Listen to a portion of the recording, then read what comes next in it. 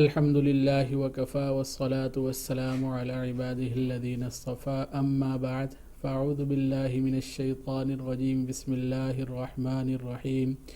يا أيها الناس اتقوا ربكم الذي خلقكم من نفس واحدة وخلق منها زوجها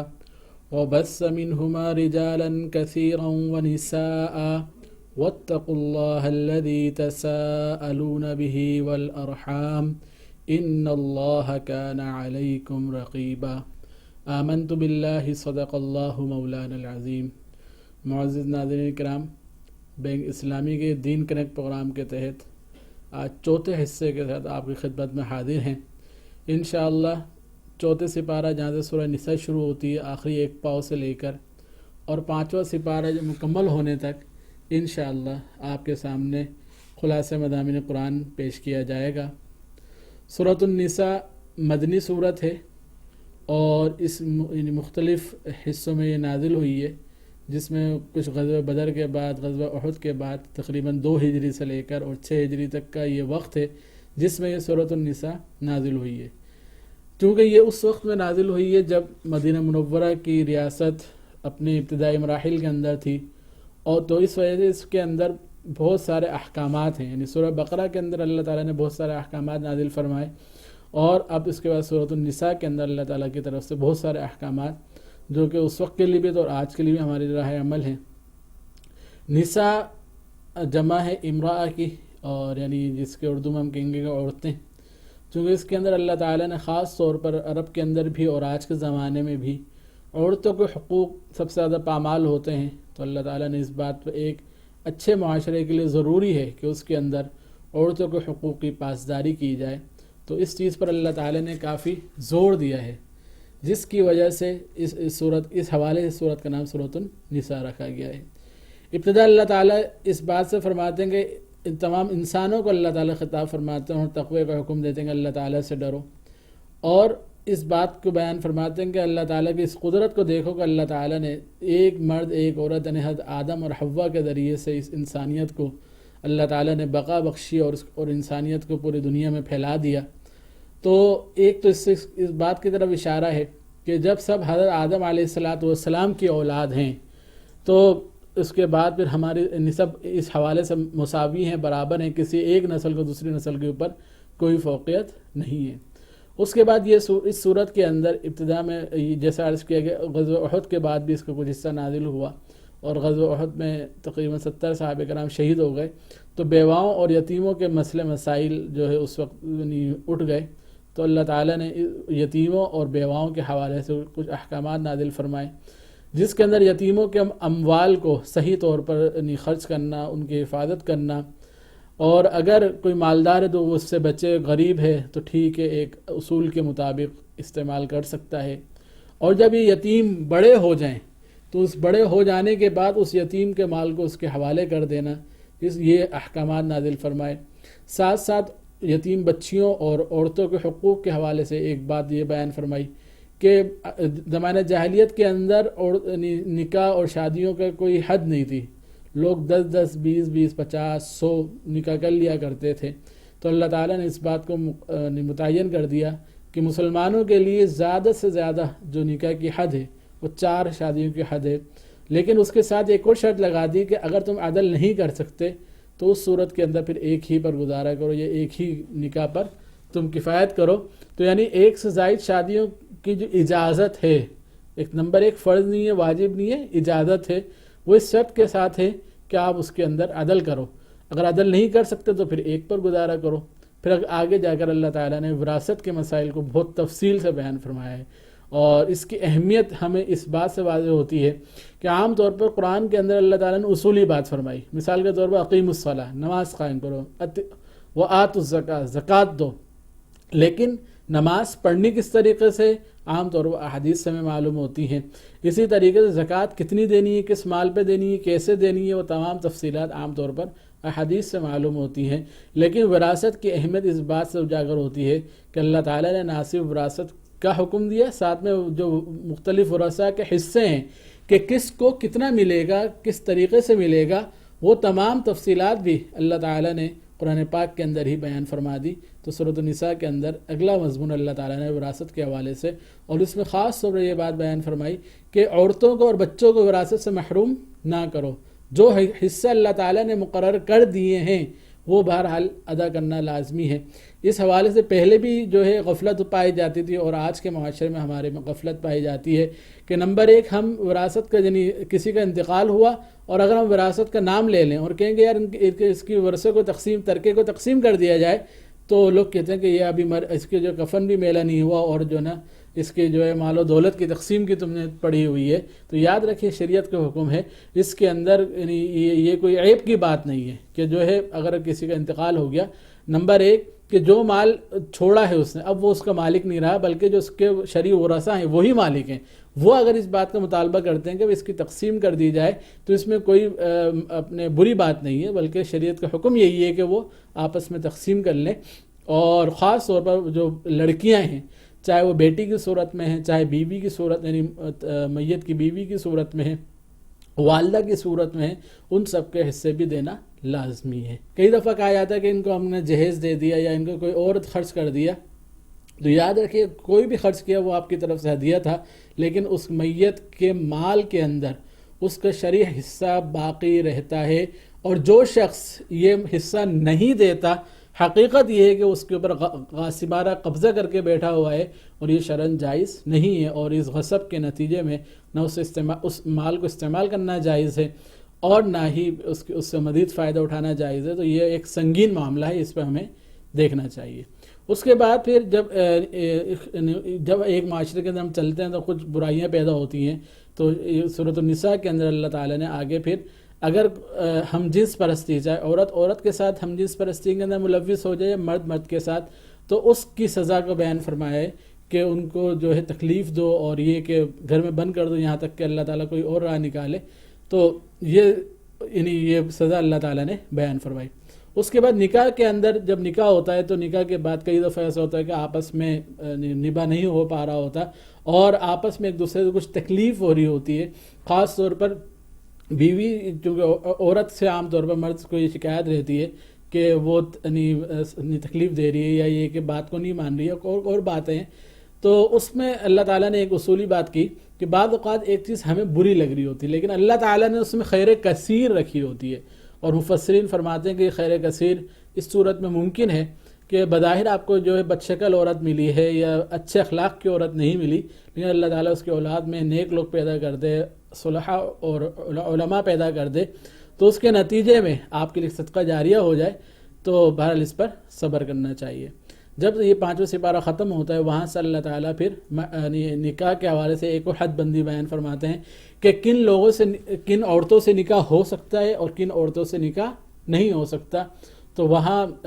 جو محرمات ہیں یعنی جن سے نکاح نہیں ہو سکتا، وہ 3 طرح کے ہو سکتے ہیں۔ ایک تو نسب کے حوالے سے، تو وہ بیان فرما دیے کہ اپنے اصول اور فروع، یعنی کیا ہے کہ اپنے اولاد اپنے ابواب یعنی باپ دادا پردادا وہ ہو گئے، اس کے ساتھ ساتھ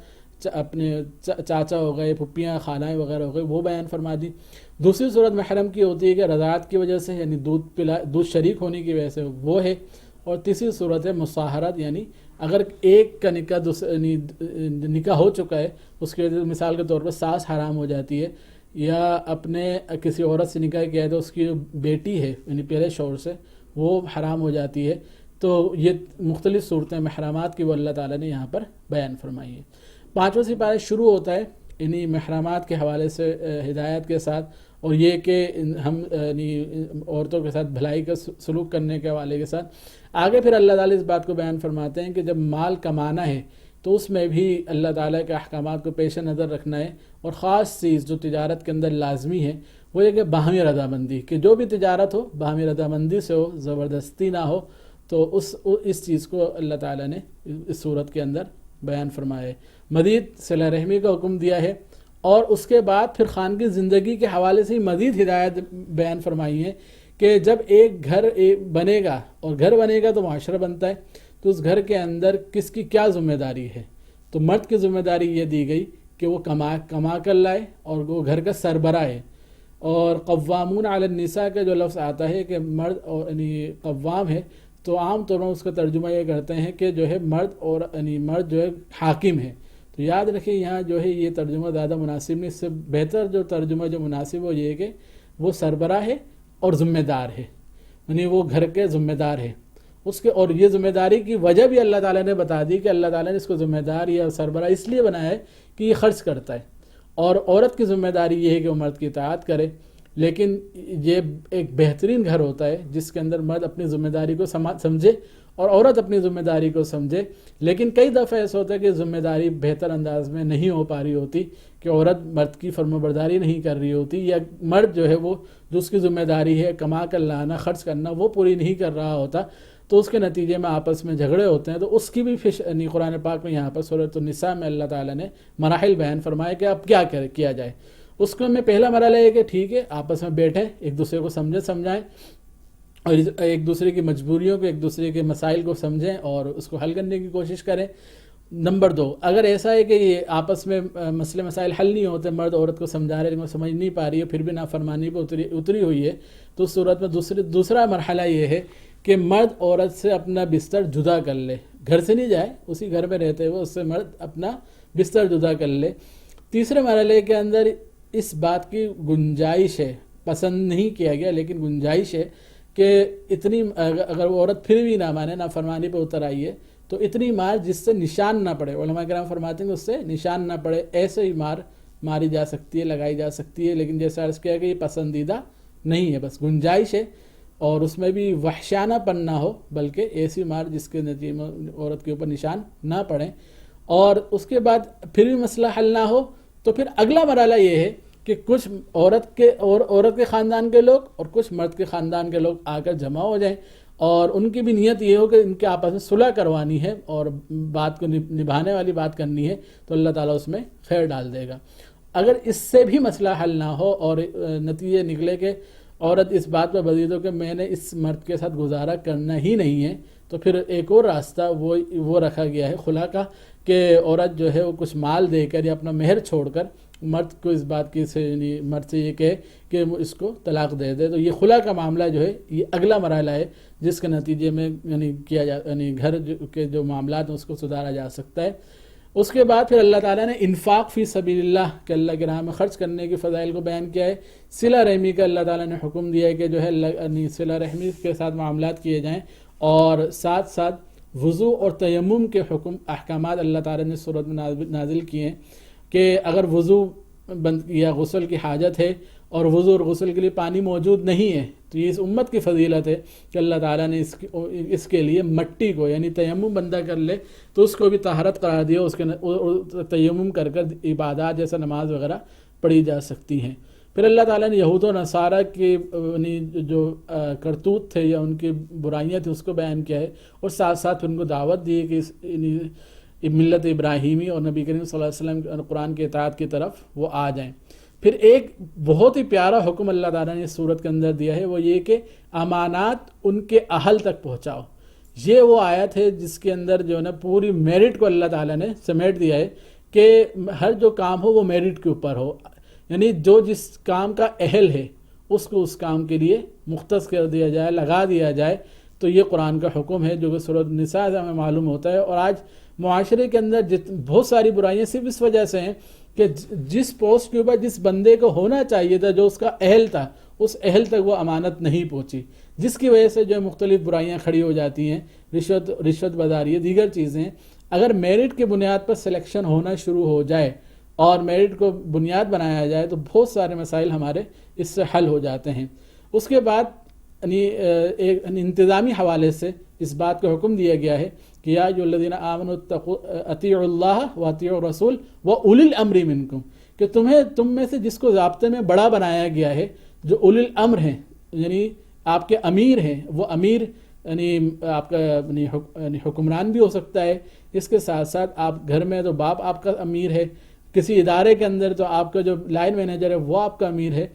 تو نظام کو چلانے کے لیے ضروری تھا کہ جو آپ کے ضابطے میں جس کو بنایا گیا ہے اس کی آپ اطاعت کریں، تو اس کی اطاعت کا اللہ تعالیٰ نے حکم دیا ہے. اور یہ امیر کی اطاعت کا حکم کتنا شدید اور کتنا سخت ہے کہ خطبہ حجۃ الوداع کے اندر نبی کریم صلی اللہ علیہ وسلم نے فرمایا کہ اگر کالا حبشی غلام بھی تم پر امیر بنا دیا جائے تو اس کی بھی اطاعت کرنی ہے تاکہ مسلمانوں میں انتشار نہ پھیلے، تو اس سے جو ہے بچایا گیا ہے۔ پھر اللہ تعالیٰ نے یعنی دعوت بھی دی ہے کہ ایمان کی طرف آ جاؤ، ساتھ میں انعام یافتہ بندے بھی اللہ تعالیٰ نے بتائے ہیں کہ وہ کون لوگ ہیں جن کے اوپر اللہ تعالیٰ کا خاص انعام ہے، تو وہ ہیں انبیاء ہیں، صلحاء ہیں، شہداء ہیں، صالحین ہیں، یہ وہ جماعت ہے جو کہ انعام یافتہ ہے۔ اللہ تعالیٰ ہم سب کو اس جماعت میں سے کسی نہ کسی میں شامل فرما دے۔ اس کے بعد چونکہ اب ایک ریاست قائم ہو گئی مدینہ منورہ کی، تو اب جہاد کا حکم اور جہاد کے یعنی وجہ اور کیا کہیں گے اس کا فلسفہ اللہ تعالیٰ نے بیان کیا ہے کہ جہاد کا فلسفہ یہ ہے کہ جب مظلوموں کو یعنی ظلم ہو تو ظلم کے خلاف اٹھ کھڑے ہونا ہے اور مظلوموں کا ساتھ دینا ہے، اور جب اللہ تعالیٰ طاقت دے دے یعنی فتح ہو جائے تو اس کے بعد پھر اللہ تعالیٰ کے احکامات کو نافذ کرنا ہے۔ تو یہ جو اللہ تعالیٰ کے احکامات کا نفاذ ہے، اعلاء کلمۃ اللہ، یہی جہاد کا مقصد ہے تاکہ ظلم ختم ہو اور اس کے ساتھ ساتھ اللہ تعالیٰ کا دین غالب ہو جائے اور اللہ تعالیٰ کے جو احکامات ہیں وہ نافذ ہو جائیں، یہی جہاد کا مقصد ہے۔ اور ساتھ ساتھ پھر اللہ تعالیٰ نے اس بات کو بیان فرمایا کہ جو مجاہدین ہیں ان کے درجات اللہ کے نزدیک زیادہ ہیں ان کے مقابلے میں جو کہ مجاہدین یعنی اللہ کے راہ میں جہاد کرنے والے نہیں ہیں۔ ساتھ ساتھ اس بات کا بھی بیان فرمایا کہ بعض اوقات ایسا ہوتا ہے کہ ایک جگہ پر ہم رہ رہے ہیں اور وہاں پر اسلامی احکامات پر عمل کرنا مشکل ہو جاتا ہے، اور ہمیں معلوم ہے کہ دوسری جگہ ایسی ہے جہاں پر ہم دین کے اوپر بہتر عمل کر سکتے ہیں، وہاں ہجرت کا حکم ہے۔ تو خاص طور پر اس زمانے میں مکہ سے ہجرت کا حکم تھا کہ اب جب ریاست مدینہ قائم ہو چکی ہے تو اس کے بعد اب لوگ مدینہ کی طرف آ جائیں، جو مسلمان ہیں مکہ میں نہ رہیں۔ لیکن یہ حکم عام ہے کہ کسی بھی موقع پر مسلمانوں کے اوپر ایسے حالات آ جائیں کہ ان کے لیے اپنے دین کی حفاظت اس علاقے میں اس جگہ پر ممکن نہ رہے، طاقت بھی نہیں ہے، تو ایسی صورت میں وہ اس علاقے کی طرف ہجرت کر جائیں اور جہاں پر ان کے دین ایمان محفوظ ہو جائے، دین اور ایمان کی جو حفاظت ہے وہ مقدم ہے۔ اس کے بعد اللہ تعالیٰ نے یعنی ایک اسلامی معاشرے کے اندر بعض اوقات ہوتا ہے کہ مختلف حوالوں سے جو ہے وہ آپس میں دشمنیاں ہوتی ہیں، ایک دوسرے کو قتل کر دیتے ہیں، تو قتل عامد کو تو بہت ہی شدت کے ساتھ اللہ تعالیٰ نے منع فرمایا ہے کہ کسی نے جان پوچھ کر اگر قتل کر دیا تو ہمیشہ ہمیشہ جہنم میں رہے گا۔ تو علماء فرماتے ہیں کہ یہاں اس سے مراد وہی ہے کہ جس نے مسلمان کے قتل کو حلال سمجھا ہو تو وہ پھر ہمیشہ ہمیشہ جہنم میں رہے گا، کیونکہ مسلمان کے قتل کو حلال سمجھنے کے نتیجے میں وہ دائرۂ ایمان سے خارج ہو جائے گا۔ اور اگر قتل خطا ہے تو اس کے احکامات بھی اللہ تعالیٰ نے اس صورت میں بیان فرمائے۔ ساتھ ہی جب ہجرت کے لیے نکلے، جہاد کے لیے نکلے تو سفر کا موقع آتا ہے، تو سفر کی صورت کے اندر جو قصر نماز ہے اس کا اللہ تعالیٰ نے حکم فرمایا، اور ساتھ ہی جہاد کے موقع پر بعض اوقات صلاۃ الخوف کا موقع آ جاتا ہے، تو صلاۃ الخوف کا بھی احکامات اللہ تعالیٰ نے اس صورت کے اندر بیان فرمائے۔ اس کے بعد پھر اللہ تعالیٰ نے قرآن پاک کا مقصد بیان فرمایا، قرآن کیوں نازل کیا ہے، تو قرآن کے نازل ہونے کا جو مقصد ہے تاکہ لوگ اس کے مطابق فیصلہ کریں اور تاکہ جو ہے قرآن کے اوپر عمل کیا جائے، یہ قرآن کا مقصد ہے۔ تو آج ہم اس مقصد سے کتنا دور ہیں کہ ہم اپنے فیصلوں کے اندر اپنی چاہتیں، اپنے اور دیگر آئین اور چیزیں درمیان میں لے کر آتے ہیں، قرآن کو سپیریٹی نہیں دیتے، تو بہرحال یہ ہماری بہت بڑی کوتاہی ہے۔ تو ہم اس بات کو دیکھیں کہ قرآن یہ کہتا ہے کہ قرآن کا مقصد ہے کہ تاکہ نافذ ہو، قرآن کا مقصد یہ کہ اس پر عمل کیا جائے، تو ہم اس قرآن پر عمل کریں۔ ساتھ ہی امت مسلمہ کا ایک فریضہ بیان کیا ہے کہ تاکہ تم لوگوں کے اوپر حق کے اوپر گواہ بن کے کھڑے ہو جاؤ، اور حق کیا ہے جو کہ قرآن نے ہمارے لیے صاف صاف کر کے بیان کر دیا کہ ہم عدل کے مطابق فیصلہ کریں، ہم جو حق کا ساتھ دیں۔ تو یہ حق کی شہادت یہ ہمارا جو ہے بنیادی فریضہ قرار دیا ہے۔ اور مدینہ کے اندر، ریاست کے اندر ایک طرف تو مقابلہ تھا کافروں سے، اس کے ساتھ ساتھ اندرونی طور پر منافقین سے جو ہے بڑی مسلمانوں کو تکلیفیں رہتی تھی، تو اللہ تعالیٰ نے اس صورت میں منافقین کے کرتوت اور ان کی جو برائیاں تھیں اس کو بھی بیان کیا، اور یعنی جہاں یہ سپارہ ختم ہو رہا ہے 5واں سپارہ، وہاں اللہ تعالیٰ نے منافقین کی کچھ نشانیاں بیان کی ہیں، اور ساتھ ہی یہ بھی بیان فرمایا کہ ان کا جو انجام ہے وہ بہت برا ہے۔ دنیا کے اندر تو ٹھیک ہے، دونوں طرح کے فائدے اٹھا لیتے ہیں، یعنی کفار بھی خوش، مسلمان بھی خوش، اس طرح کے معاملات کر رہے ہوتے ہیں کہ دل کے اندر کفر لے کے بیٹھے ہوئے ہیں، بظاہر مسلمان ہیں تاکہ مسلمان ہونے کے فوائد بھی اٹھا لیں، کافر ہونے کے فوائد بھی اٹھا لیں، لیکن اللہ تعالیٰ نے آخرت میں فرمایا کہ فی الدرک الاسفل، کہ جہنم کے نچلے ترین درجے کے اندر یہ لوگ ہوں گے جو کہ منافق ہیں۔ اب عقیدے کے حوالے سے منافق ہونا تو یہ ہے کہ انسان جو ہے وہ دل میں کفر چھپایا ہوا ظاہری مسلمان ہے، لیکن عملی نفاق بہرحال ہر دور میں پایا جا سکتا ہے اور اس سے بھی بچنا لازمی ہے۔ اللہ تعالیٰ نے اس سپارے کے آخر میں جو منافقین کی علامت بتائیں وہ دو ایک صاف بیان فرمائی کہ ایک تو یہ ہے کہ یہ نماز کے لیے جب آتے ہیں تو بہت سستی کے ساتھ آتے ہیں، اور دوسرا یہ ہے کہ جب نماز پڑھتے ہیں تو دکھاوے کے لیے پڑھتے ہیں۔ تو یہ جو عملی نفاق ہے یہ آج ہمارے اندر بھی، ہم اگر اپنے گریبان میں جھانکیں تو نظر آتا ہے کہ ہم وہاں نماز پڑھیں جہاں کوئی دیکھنے والا ہو، جہاں کوئی دیکھنے والا نہیں ہو ہم نے نماز چھوڑ دی، تو کہیں ایسا تو نہیں ہم بھی عملی نفاق کے اندر مبتلا ہیں۔ تو اللہ تعالیٰ سے دعا ہے کہ اللہ پاک ہمیں نفاق سے، اللہ تعالیٰ ہمیں شرک سے، اللہ تعالیٰ ہمیں کفر سے، تمام چھوٹے بڑے گناہوں سے، چھوٹی بڑی بدعقیدیوں سے ہماری حفاظت فرمائے، اور جو احکامات سورۃ النساء کے اندر اللہ تعالیٰ نے بیان فرمایا اس پر عمل کرنے کی توفیق عطا فرمائے۔ وآخر دعوانا الحمدللہ رب العالمین۔ انشاءاللہ اگلے حصے کے ساتھ پھر حاضر ہوں گے۔ السلام علیکم۔